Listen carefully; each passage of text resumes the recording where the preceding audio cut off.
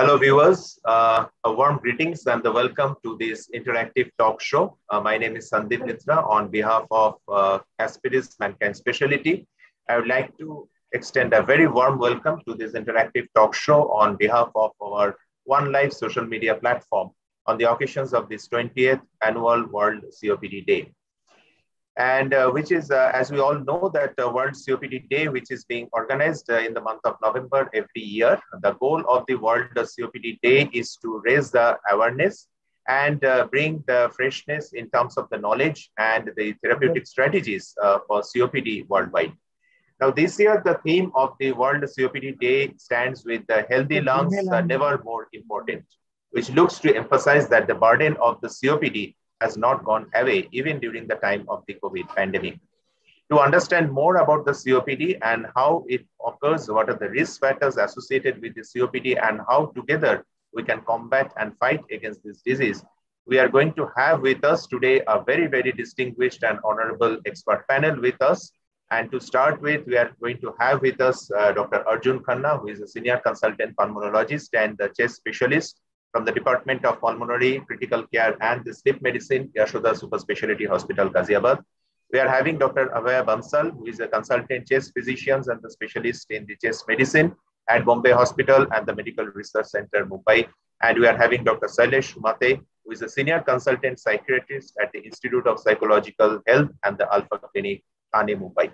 Welcome, sir. Welcome to this talk show, and thank you very much for accepting our invitations. And now let me begin with Dr. Arjun Khanna, sir.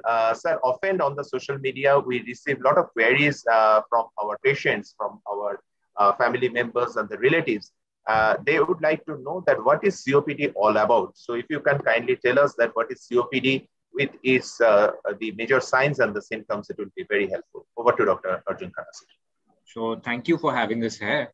So COPD is a very common and a preventable lung disease, So COPD is a disease which occurs basically, the full form is chronic obstructive pulmonary disease. So it is a chronic disease. It's not something, that happens acutely. The lungs need to be exposed to a toxic substance. Now, this toxic substance can be pollution. This can be biomass fuel, which is very commonly seen, ladies who cook on chulas and angitis in our villages. This can be air pollution. So any noxious substance, most commonly it is cigarette smoke. When a patient is exposed to this noxious substances for a very long period of time, what happens is these toxins, they work inside the lung, they cause scarring of the airways of the lung, they cause, swelling in the tissues of the lung. And this lung somehow, it becomes like a huge bag, it becomes like a balloon where the air cannot enter or where the air cannot, go out. So air gets trapped inside these lungs because of whatever the basic, the noxious substance. It can be either smoking or it can be air pollution, whatever has led to the common thing that happens at the end of it is that as the lungs, they become like sacs of air where the air is trapped inside them. And how do we pick it up? Most of the times these patients are more than 40 years of age. These patients come to us with chronic breathlessness. The breathlessness is gradually progressive. To begin with, these patients are able to do their daily activities, they're able to walk, but as the disease progresses, a lot of these patients actually become bedbound. Many of these patients have persistent cough. This cough is usually typically worse during the early morning hours. A lot of them complain of phlegm. However, the cough can also be dry. So, in Hindi, a lot of patients come to us and they say, ki chhati jakdi hui hai, the chest feels tight. And, most of these patients are elderly people. Earlier, when biomass-associated COPD was not recognized, we diagnosed this disease more in male patients who were smokers. But now we do see COPD very commonly in ladies, especially in the northern parts of the country, ladies who come from, peripheries, who come from villages, they come with same complaints. So COPD is now being increasingly diagnosed also in females and also in the younger population. So that is what COPD is all about. Great. That's really nice of you. And may I know, Dr. Bansal, that as Dr. Arjun Khanna sir has kind of did mention about this smoking and it's linked with the COPD, and the male patients were having a higher prevalence, but the female patients are often also having this disease is being often seen. So if you can kindly comment that how the smoking increases the risk of the COPD. Dr. Bansal. So basically, COPD is predominantly of two phenotypes. One is your bronchitis and one is your emphysema phenotype. Now, Dr. Arjun has beautifully mentioned the etiology and the way we diagnose COPD patients. Now, what basically smoking does is smoking predominates your emphysema type of COPD. It results in a fibroblast, myofibroblast proliferation, results in destruction of the alveoli, alveolar sacs, and eventually results in a hyperinflation, which is what we typically see in a COPD lung, a hyperinflated lung field. Also, it results in mutation. It causes a goblet cell hyperplasia. The goblet cell hyperplasia further can lead to a chronic bronchitis phenotype. So smoking eventually leads to both types of COPD, but a predominant emphysema type of COPD is what we see. However, a bronchitis type of COPD can also be seen where there's a goblet cell hyperplasia in these patients. Along with this, it also causes bronchial hyperresponsiveness. So smoking also leads to something we call as an asthma and COPD combined overlap kind of a disease, worsening the underlying asthma, eventually leading to a long-standing airway remodeling and finally to COPD. So all the phenotypes are particularly linked very strongly with smoking. Right. Sir, does it also happen among the non-smokers? Do you come across any such? Yeah. Yes. So smoking among non-smokers, COPD among non-smokers, rightly said by Arjun, is because of biomass exposure, environmental pollution, occupational hazards, working in the shipping industry. Okay. In a long-standing asthma patient, because of airway remodeling, genetic factors, your alpha-1 antitrypsin deficiency, concomitant bronchiectasis, all these become risk factors for non-smoking COPD. Right. Okay. That's really, very, very, wealth of information for the viewers. And now, as we all come across that the smokers do have these often associated risk factors of the, kind of getting the higher prevalence and the, of the getting the COPD. Now, and when we actually kind of advise our smokers to kind of quit smoking to get rid out of the, COPD. So, we come across the facts that whenever we advise for the smoking, the quitting of the nicotine, the patients may be having some kind of inhibitions and the reluctance. They are some kind of a common challenge. So, may I know from Professor Umate that what type of the challenges usually the smokers face who are also having a diagnosed with COPD? If you can kindly comment on that, sir. Yeah, it's a very important question. That we have a lot of challenges in explaining these patients. As these smokers, they start the COPD or any of the airway-related disease, which takes a longer time to start. So the pleasure and the dopamine pathways, they are associated with the smoking is much higher than the risk and ill health consequences. So they are tuned to that pleasure. So in spite of many of our doctors or my colleagues who are there, they advise them quit smoking. It doesn't help. In fact, they will say, ठीक है doctor साहब हम बंद कर देंगे. फिर जाने के बाद कुछ देर वो उनके दिमाग में घूमते रहता है कि अभी बंद करना है. But after some time, once they get craving, they restart it. In spite of knowing the deleterious ill health consequences of it, they cannot stop it. So just simply telling them ki band karo will not help. In fact, you need to spend a lot of time with them, reassess them and see their motivation to quit it. That's what we have to do in the OPD. In fact, many of these consultants who are working in a cancer field or who are chest physician, they are spending a lot of time to explain these people about how it started, what consequences it has, how they might get craving, how they might have to stop it, how they have to challenge their craving. So it needs a time. It needs a time to explain them. Then probably they are in a situation to accept what you have explained to them. And they might say, okay, doctor साहब मैं कोशिश करता हूँ.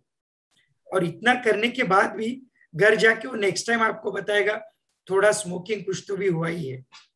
तो readiness, that we have to prepare the readiness to them. It is 0 to readiness. That is what is needed. Right, sir.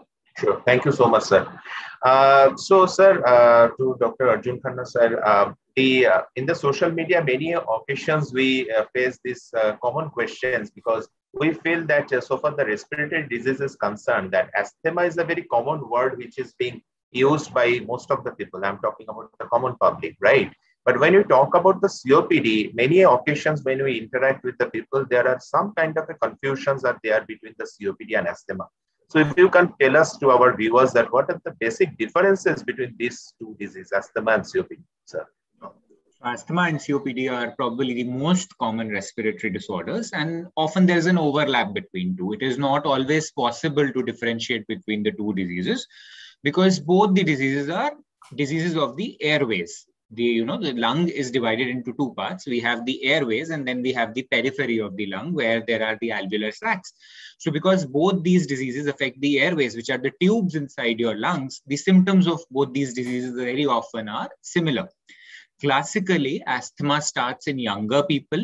There is associated history of allergies. So people would tell you that, the mother also had asthma, or, a first degree relative, first degree cousin, or some chacha, or someone in the family had give you, there would be history of asthma in the family. They would tell you that the child had recurrent bouts of pneumonia, pasli chalti thi, and the child would get, would fall ill very, often. There would be this history of tonsillitis, of getting sore throat, headache, itching, hives, red rashes on skin very commonly. And typically the symptoms become worse with change of season. For example, in Delhi NCR right now, we are having, really poor air quality. So all our asthmatics are having a really bad time right now. So classically, asthma starts during childhood, but this is not the rule, this is the usual presentation. We see it more often in younger patients. There is very often associated history of allergies. And this is, history of wheezing. When you auscultate their chest, when you put the stethoscope on their chest, you hear what is known as a wheeze. And very often the attendants would also tell you that when the patient is in distress, jab pasli chalti hai, to inki chhati se CT ki awaaz aati hai. So this is something which is very common, which we see in our practice. On the other hand, COPD, by definition, is a disease of the elderly. Now, the age group at which we diagnose COPD is being brought down. We actually now suspect COPD even in people as young as 40 years of age. Earlier guidelines a few years back, we would suspect COPD only in people who were more than 50, 55 years of age. But then this is a disease which classically happens in the adult age group. There is always this history of why the COPD would happen. There would be this history of chronic smoking. There would be this history of chula use in females, history of environmental exposure, history of some kind of an occupational exposure, as Dr. Bansal had just said. And these patients do not typically have allergies. They do not have, variation of symptoms as classically as we see with asthma. An asthmatic would have symptoms on one day. The patient would be in a really bad state. The patient is given some kind of a bronchodilator, and for the next few months, the patient is absolutely asymptomatic. That doesn't happen in patients with COPD. A COPD patient, more or less, if their disease is not very well controlled, is always breathless, would have some symptoms every day, day in and day out. And also, a lot of patients with COPD have got a lot of comorbidities. So because these patients are elderly, these patients have this history of smoking. So breathlessness associated with cardiac diseases, associated ischemic heart diseases, associated angina, all these are common with COPD, and we don't really see them with patients who have bronchial asthma. Right. So that actually, sir, brings us to a very pertinent questions which we received from our patients, that she said that I've been diagnosed with COPD. So what are the chances of the risk of having COPD among my children? So is it genetic? So usually there are some genetic forms of COPD. For example, COPD, which is associated with an enzyme deficiency, which is known as alpha-1 antitrypsin deficiency, but that is exceedingly rare. All of us, in India would see probably 1 or 2 cases of that during our years of practice. So that happening is, the chances of that being genetic would be very, very low. However, asthma would have a more stronger genetic preponderance. So COPD, yes, there is a genetic tendency. You know, if it runs in the families, you would be more prone to developing it. But there is no linear correlation, and there is no direct correlation कि अगर parents को है तो the children are going to have it, or, you know, first degree relatives are going to have it. But yes, there is some kind of a complicated genetic inheritance with COPD, which we do not understand fully as yet. Right. Yeah. Thank you so much, sir. Dr. Bansal, may I know from you that there are some questions from the patients have asked that they have been recently diagnosed with COPD, but I still smoke, you know, and what are the chances that is it too late or it is too early for me to quit the smoking, and how far my lung got damaged at the time of diagnosis, you know? So if you can kindly tell us about that. So we have something called as a Fletcher-Plato graph, so which indicates a lung function decline after the age of 30 years. Now, up to 30 years, there's minimal or no lung function decline. However, after the age of 30, there is a static lung function decline in every individual, male or female. Now, when you keep smoking, the decline becomes rapid. And once you stop smoking, even at the age of 40, 45, 50, 55, 60, it takes a parallel graph to the normal decline. So the lung function is never going to be normal. But yes, the decline would now become at a slower pace as compared to the original decline if you were continuing smoking. So for example, if you have a lung function of 80% to 120%, which we consider normal, okay, that is the FEV1 and FVC. After a certain age, there is a gradual decline. If you continue to smoke beyond the age of 30, how many ever cigarettes per day, depending on your genetic makeup, the decline is going to be faster, more than 10 ml, 15 ml, 20 ml per year. You stop at 40 years of age, the decline will become what is in a normal individual. The decline which has been lost for those 10 years after 30 years cannot be recovered. So you will never have a normal lung capacity in a COPD patient who continues to smoke. But yes, if he stops smoking, then the damage which has done can be controlled and we can achieve a near normal status in this patient with adequate bronchodilation. Right, sir. Sure. Thank you so much, sir. So now, since we are discussing about the, COPD, its associated risk factors, and particularly about the smoking and the non-smoking aspect. So before moving to our next part of the discussions, we would like to know from Dr. Umate that, sir, as you have been mentioning about the, smoking cessations and the behavioral aspects of our patients whenever we are advising them for the, smoking quit. Now, do you ever come across any nicotine withdrawal symptoms among your patients? And if so, how do you advise them or how do you counsel them? Any specific do's and don'ts would you like to recommend in such cases? Sure. It's very important. We do come across the nicotine withdrawal symptoms in the patients, particularly very high use of nicotine. Say more than 20 to 30 cigarettes in a day, the one who is using, and if he suddenly quits, there's a lot of withdrawal symptoms. And the withdrawal symptoms are mainly in form of irritability. The person becomes too irritable. He is not able to focus or concentrate. He becomes restless. He cannot stand at one place. Maybe his palms become wet and his anxiety increases. And sometimes, very rarely, in fact, I have seen only one patient who had gone into nicotine withdrawal delirium. In the sense, he was not aware of its surroundings. So this nicotine withdrawal delirium is very rare, but usually irritability, agitation, aggression, in fact, sometimes eating a lot, these kind of symptoms we do get. And the irritation starts from everywhere, from family, at workplace, and a lot of craving. In fact, this, because if any person who uses cigarettes more than 20 in a day, definitely needs a substitution therapy. So he cannot quit. In fact, 1 or 2 days, he has to relapse. He goes back to his smoking or chewing tobacco.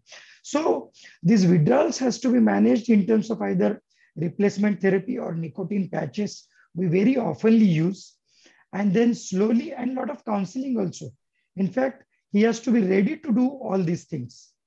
So sometimes, many of the times what happens, these people get somewhere these insights that ki, abhi ye bahut ho raha hai yaar, mujhe kam karna hai. So they don't take medical help. वो जाके nicotine gums खरीद लेते हैं, या दोस्त लोग बोलते हैं कम करो, तो वो 2 दिन 4 दिन 5 दिन चलता है। उसके बाद वो रिलैप्स जब होता है तो दुगना होता है, मतलब वो पूरा कसर भर के निकालते हैं। तो ऐसा बहुत बार होता है। सो क्या होता है कि जब भी हम डॉक्टर के पास ये लोग आते हैं तो उनको क्विट करने का एक तरीका हमको बताना जरूरी होता है, उसका एक ट्रीटमेंट है ये बताना जरूरी होता है। जैसे स्मोकिंग उन्होंने ऐसे ही शुरू किया और ऐसे ही बंद कर दो, ऐसा नहीं होता है।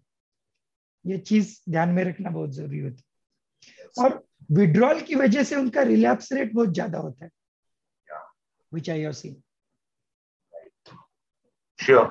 So, dear viewers, this is very, very important, learnings which we have, that the nicotine withdrawal and the related associated complications and the relapse rate, which is need to be there, and the behavioral, counseling is very important. So please do kind of take the advice from our healthcare, consultants, and do follow that things, meticulously, so that you will be able to overcome this particular challenge. Thank you so much, sir. That brings us to the next part of our discussions, and it takes us to the questions to Dr. Arjun Khanna, sir. Is there any ideal COPD diet do you recommend for your patients, and whether the patients need to follow anything related to specific to the diet? Absolutely. I think this is such a pertinent and such an important question. And more than, unfortunately, when we treat COPD, most of the times our focus is always on drugs. Do this medicine, take this inhaler, What we need to understand is that I think half the treatment of COPD is non-pharmacological, dawaiyon ke bina. And a lot of that is counseling. A lot of that is smoking cessation, talking to them about leaving their smoking, improving their general lifestyle, asking them to do physical exercises, talking to them about rehabilitation, and nutrition is probably the most important aspect of it, and unfortunately the most overlooked aspect of it. Now, a patient of COPD doesn't eat well. Why don't these patients eat well? Their lungs are big in size. I told you these lungs, patients who have COPD, there's a lot of air which is trapped inside their lungs. So this pushes on their stomach. So the overall size of the stomach is reduced in these patients. And because we give them drugs like, drugs like Deriphyllin and all these methylxanthines, we call them. So these drugs also, they cause a lot of GI disturbance. So a lot of these patients have a lot of acidity and they don't have proper digestion. So these patients are not able to eat well. So we need to tell our patients, we need to tell our attendants, the families of these patients, not force them to eat too much at once. It is not like breakfast, lunch and dinner. Aapko 3 bada meals nahi dena in patients ko. You need to break down the meals into small frequent meals because the size of the stomach is smaller in these patients. Whatever you are giving them has to be energy rich because the overall amount is going to be low. So whatever you are giving them has to be energy rich. These patients must be given good amount of protein. Now, ideal amount of protein for every person is at least 1 gram per kg body weight. So if the weight is say 60 kgs, you need to give them at least 60 grams of protein every day. If the patient has advanced COPD, you actually need to increase the amount of protein to 1.5 gram per day. So for a patient who is 60 kgs and has advanced COPD, ideally I would want to give him at least 70 to 90 grams of protein in a day. Based on an Indian vegetarian diet, that is very difficult. Even if you talk about Indian non-vegetarian diet, even if a patient is a non-vegetarian, even then we are not able to supplement, this amount of protein to our patients. So make sure that these patients are eating very good sources, very good protein. For vegetarians, it can be lentils, dal, chana, it can be paneer, it can be soya beans. For people who are, non-vegetarians, we don't want to, because a lot of these patients are also cardiac patients. So we don't want to load them with anything which is very high in calories, fats, or, red meat. So you want to give them egg whites. You want to give them, say, grilled or boiled chicken or fish, which is not too oily. And then you can supplement their protein with the commercially available protein powders, which are available in the market. Make sure that you supplement their vitamin levels. There are no micronutrient deficiencies. Their vitamin D is up to date, and patients who have advanced COPD, we advise them not to eat too much of carbohydrates. Why? Two reasons. One is because a lot of these patients are elderly. So there is coexisting diabetes in these patients. So you don't want to really put them on too much of carbohydrates. So meaty cheesein, bread, too much of sweet fruits, bananas, good, shakkar, and all these things should be avoided. And also because carbohydrate-rich diet increases the overall carbon dioxide levels. And in patients with COPD, the carbon dioxide levels are higher. So you don't want to load them with a high carbon dioxide diet. And if you have a patient in your house with COPD, or if you yourself are a patient of COPD, please make sure that you talk to your doctor about what you need to eat. As important as what your doctor prescribes you is even more important probably is what he tells you to eat. So nutrition is a very important part in the management of COPD, and unfortunately we often don't talk about it, and it is very often overlooked. So it is a very, very important question. Thank you so much, sir. Thanks for giving that advice. So, Dr. Bansal, as Dr. Khanna has pointed out and emphasized about the nutrition and its importance, would you like to recommend and give the advice related to physical exercise? Or because often we receive these questions from our patients group that whether I can do the yoga or asana or some kind of the other home-based exercise if I am already diagnosed with COPD. So, what is your comment, sir? So COPD patients require something what we call as a pulmonary rehabilitation. Now, Dr. Khanna has mentioned beautifully well the importance of nutrition and an adequate diet, a high protein and a low carbohydrate diet. Physiotherapy, lung functioning exercises, muscle therapy becomes the other integral part. So I always tell my patients 50% is medication, 30% is your diet, 20% is the remaining physical activity. Now, I have a strong belief that I don't wish to increase the quantity of the life. The quality of life is what is very, very important. For that, inspiratory muscle strengthening, breathing exercises, pursed lip breathing to increase the respiratory reserve and to reduce the overall hyperinflation of the lung. This is achieved by good physiotherapy. So, most of our Indian patients can't afford physiotherapy. So we as practitioners have developed videos where we can teach the patients that these are certain exercises you can do. We buy a spirometer, which is a cheap and effective device to teach them deep inspiratory breathing exercises, expiratory deep exercises, inspiratory muscle strengthening, so that the deconditioning, what is the downward spiral in the COPD patients, doesn't happen. So they often feel that if they stop, they can't exercise because they are breathless. And when they exercise, they'll become more breathless.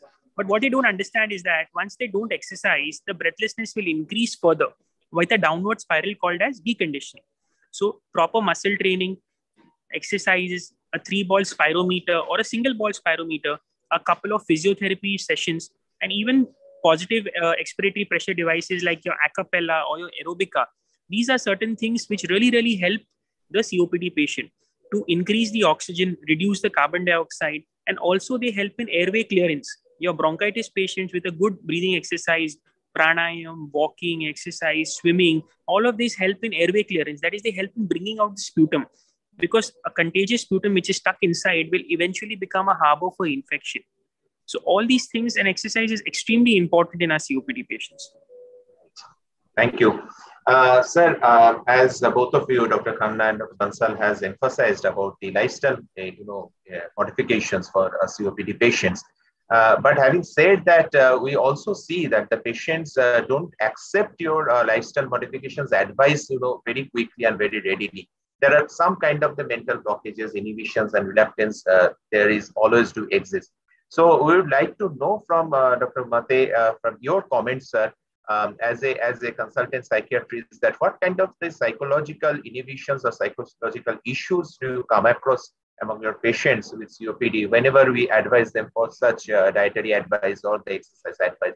And how do you counsel actually these patients? Yeah, it's really very important question here. As a doctor in our clinic, my colleagues Arjun and Dr. Bansal, they're very excellent in explaining all these things. Patient also, whenever you explain them about diet and exercise, they say, yes, Dr. Saab, hum karenge. But practically ये नहीं होता है, क्योंकि the exacerbation of COPD, the physical problem and association with the diet and lifestyle, वो brain में connect नहीं होता है. कनेक्ट ये होता है कि बीमारी है, बीमारी का इलाज है, करना है, इलाज से हम अच्छे हो जाएंगे, बट हमको अच्छे रहने के लिए जो कोशिश करना है ना, वो उनको कनेक्ट नहीं होता है। हालांकि हम एडवाइस करने के बाद भी उनको ऐसा लगता है कि चलो दवाई ले लिया, डॉक्टर साहब ने जो बताया वो कर लिया, बट डेली जो मॉडिफिकेशन अपना लाइफ चल रहा है, जैसे सेडेंटरी लाइफस्टाइल है, चल रहा है आराम से, एक्सरसाइज बोला है, तो वो एक मेहनत करना पड़ता है, लाइफ को चेंज करना पड़ता है, रूटीन को चेंज करना पड़ता है, उसमें बहुत दिक्कत आती है, और एक दिन में नहीं होता है, और एक एडवाइस में भी नहीं होता है। इसको पर्टिकुलरली इनका जो एसोसिएशन है, हमको बार बार उनको दिखाना पड़ता है। देखिए अभी जो एक्सासर्बेशन हुआ है, ये प्रोबेबली आपने अभी एक्सरसाइज नहीं किया है या डाइट नहीं किया है। अगर ये करते थे आप, तो शायद आपको इतनी दवाइयों की जरूरत नहीं पड़ती थी। होता क्या है कि कभी भी ये आ जाते हैं तो एक्सासर्बेशन होने के बाद एक दवाई, 2 दवाई, 3 दवाई, दवाई बढ़ती जाती है, और शायद उनको राहत भी मिलता है। राहत मिलने के बाद क्या होता है कि इंसान राहत मिलने के बाद ही इज कंफर्टेबल, ओके, तो वो भूल जाता है कि अपने को क्या करना है। तो every time whenever they are coming, एक काउंसलिंग सेशन इसका रखना पड़ता है कि दवाई आपकी बढ़ना नहीं चाहिए, ये सबसे पहले आपको देखना चाहिए। वो क्यों बढ़ती है? क्योंकि आप रूटीन फॉलो नहीं करते हो, आप आपका रूटीन चेंज नहीं करना चाहते हो, आप एक्सरसाइज नहीं करना चाहते हो, आप डाइट नहीं करना चाहते हो। अगर हर विजिट में एक चेंज भी अगर आप लाते हो तो काफी इंप्रूवमेंट आता है। यूजुअली क्या आता है, we people are very relaxed in our daily lifestyle. मतलब एक बार ऐसे एक्सरसाइज, चलो सीओपीडी का बात छोड़ा, अपना खुद का लो, कितनी बार सोचते हैं हम हमको कल से एक्सरसाइज करना है, हेल्थ मेंटेन करना है, हर बार सोचते हैं हम, लेकिन होता क्या है, नहीं होता है, क्योंकि वो उतना मोटिवेशन इसके लिए नहीं दिया जाता है कि उसको प्राइम इंपॉर्टेंस नहीं दिया जाता है। सीओपीडी के ट्रीटमेंट में भी एक्सरसाइज और डाइट को प्राइम इंपॉर्टेंस नहीं दिया जाता है। Medicine yes important, last comes the exercise, last comes the diet. जैसे डॉक्टर खन्ना ने वेरी इंपॉर्टेंटली बोला है कि diet is very important part of it, but least expected or least given concern from the doctor also, from the patient also. तो इसको every time अगर हम बार बार इसको बोलते हैं तो कहीं ना कहीं वो एक छोटी चिंगारी शुरू होती है कि चलो हमको डाइट करना है, हमको एक्सरसाइज करना है। तो छोटा चेंजेस अगर आते हैं तो वो बड़े चेंजेस में परिवर्तित होते हैं। और इसका दूसरा एग्जाम्पल मैं इनको ये देना चाहता हूँ कि जो आपके पेशेंट जो प्रॉपर डाइट फॉलो करते हैं, प्रॉपर एक्सरसाइज फॉलो करते हैं, वो जब भी आपके ओपीडी में आते हैं ना, तो आप डॉक्टर बंसल और डॉक्टर खन्ना, आप उनको आपके पेशेंट को समझाने के लिए यूज कर सकते हैं। सी आप आपकी तरफ से एडवाइस करते हो, लेकिन जो पेशेंट एक्सरसाइज करके डाइट करके उनका अस्थमा या सीओपीडी कंट्रोल में है, वो अगर आपके दूसरे पेशेंट को बात करेगा ना, तो काफी फर्क पड़ता है। डायरेक्ट 1-to-1 एग्जाम्पल होता है, और वो उनको जल्दी ये असेस होता है कि अरे नहीं, हमारे जैसे लोग अच्छे हो रहे, सिर्फ डॉक्टर बोलते हैं, हम हाँ करते हैं और कुछ करते नहीं है, बट अच्छे हुए वाले लोग हम देख रहे, तो तभी ज्यादा फर्क पड़ता है। बेसिकली काफी रिलक्टेंस रहता है, हम ठीक रहते हैं तो उसको फॉलो नहीं करते हैं। बेसिकली ये हमारे साथ भी होता है और पेशेंट के साथ भी होता है।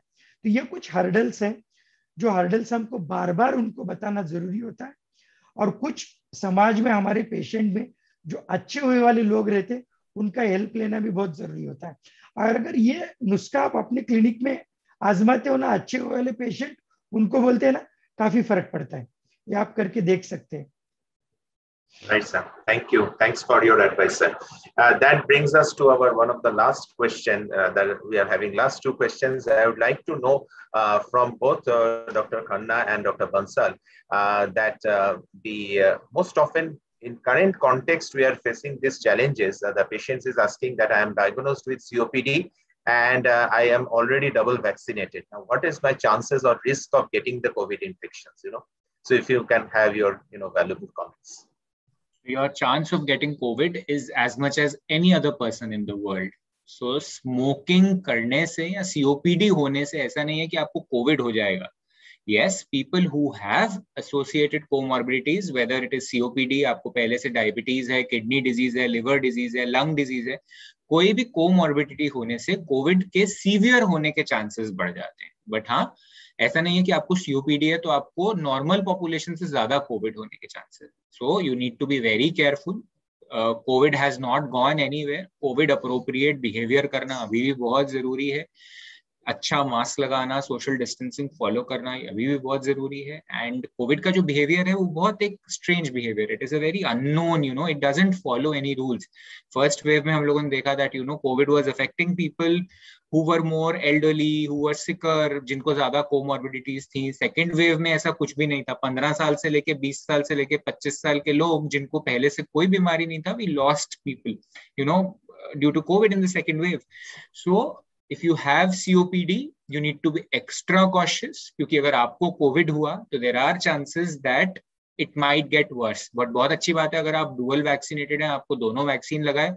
So we say this with conviction, we say this with confidence, because we have now seen in our practice over the past 1 year, जिन लोगों को डबल वैक्सीनेशन लगा है, वो कोई भी वैक्सीन हो, whether it is Covaxin or Covishield in India, both the vaccines are wonderfully effective. And you know, मैं I can count on my fingers the number of people जो हमारे पास आए हैं डबल वैक्सीनेशन होने के बाद पॉजिटिव, और खास करके वो जिनको वैक्सीनेशन हुआ उसके बाद उनको सीवियर डिजीज हुआ, मैं उनको फिंगर्स पे काउंट कर सकता हूँ, वो इतने कम थे. So it is a very good thing. And I think everyone, अगर हमारी फैमिलीज में अभी भी कुछ ऐसे लोग हैं जिनको बाय चांस वैक्सीन नहीं लगा है, अभी भी कुछ ऐसे ऑडियंस हैं या पेशेंट्स हैं जो अभी भी डर रहे हैं कि हमें COPD है, हम वैक्सीन नहीं लगवाएंगे, हमें हार्ट डिजीज है, हम वैक्सीन नहीं लगवाएंगे, प्लीज इस डर से बाहर निकलिए. The vaccine is fantastic. The vaccine works. Please get yourselves, your near and dear ones vaccinated. It is the only way we can escape this hell. Right, sir. Sure. Dr. Kansal, any comment from your end? I think Dr. Khanna has summed it up beautifully. I don't think I need to add anything to this. But since we are on the sensitive topic of vaccination, and what what COVID has done it has kept all of us open to the idea of getting vaccinated. So it becomes much, much easier for me to tell my patients to take an influenza as well as taking a pneumococcal vaccine, which is so important. Like how COVID vaccine may become yearly vaccine, the same way we need to vaccinate our COPD patients with an influenza vaccine, ideally twice a year, because India lies in northern and southern hemisphere. So we get 2 flu strains. One is in March, April, and the other is between July and October. So ideally 2 influenza shots a year, as well as a pneumococcal 13 and a pneumococcal 23 vaccine, which we have not got. And our COPD patients are more prone to developing these community-acquired pneumonias, more prone to developing an exacerbation because of the flu. So the way COVID can affect them in a more serious way, so can these other diseases as well. So since they are now more open, more approachable, and more flexible to the idea of vaccination, we can also inculcate that these vaccines should be taken to improve their quality of life. So an overall immunization card for the elderly is something which we in our country should develop. An immunization card for each and every individual, not just till the age of 18. For everybody, especially the COPD ones, the elderly ones who are at a higher risk, and for us healthcare professionals as well. Right, sir. Thank you. Dr. Mate, any comment from your end from a psychiatrist perspective, that's COVID appropriate behavior and these vaccinations and this among the COPD patients? Definitely, as both my colleague doctors have explained, that you need to have a COVID appropriate behavior, and the vaccination is very important. The first and most important thing, every person, especially a person who's suffering from COPD, has to keep it in his mind that he has to take precautions for himself, not just for COPD, but for COVID also.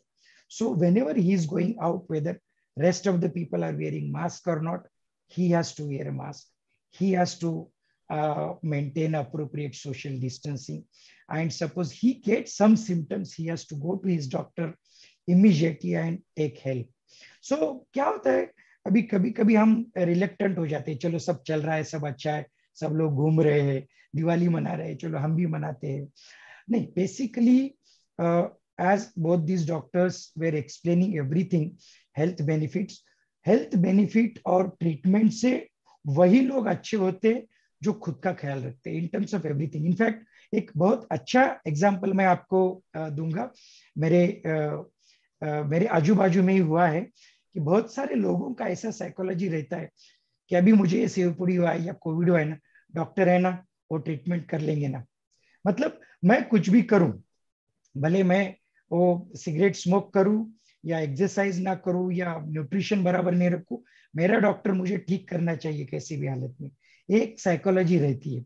वो doctor treatment देगा, अच्छे से अच्छा ये करेगा, लेकिन खुद को जो ख्याल रखते हैं, who takes care of their own health, they improve very well.